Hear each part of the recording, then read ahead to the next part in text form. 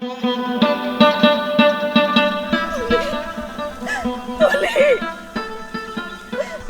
আমার, তুই কি ভাবিস আমি তোরে চিনতে পারিনি? এতদিন পর আমার কাছে এসে মা না দেখে চলে যাচ্ছিস?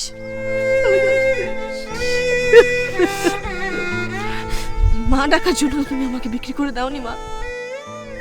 তাছাড়া আমি তো তোমার কাছে মৃত। ওরে না, ওটা আমার মনের কথা ছিল না। আমি জানি তোর মনের মধ্যে অনেক প্রশ্ন জবাবে আছে। তোর ওই প্রশ্নের জবাব দেওয়ার ক্ষমতা আমার ছিল না রে মা, আমার ছিল না। যাকে 10 মাস 10 দিন গর্ভে ধারণ করলে, সেই নারী ছেড়া ধনকে মা কটা টাকার জন্য তুমি বিক্রি করে দিলে? 200-র বেশি সার্ভিস ও ফিচারে লেনদেনের সব বিকাশ অ্যাপে সম্ভব। না না না না রে মা, না।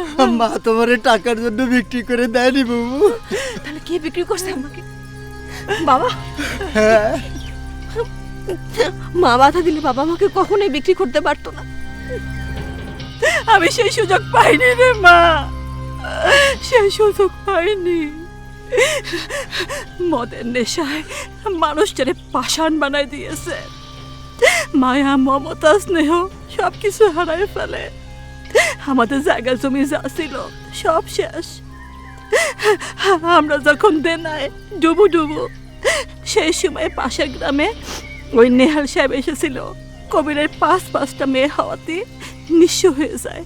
তারপরে একটা মেয়েরে বেঁচে দেওয়ার সিদ্ধান্ত নেয়।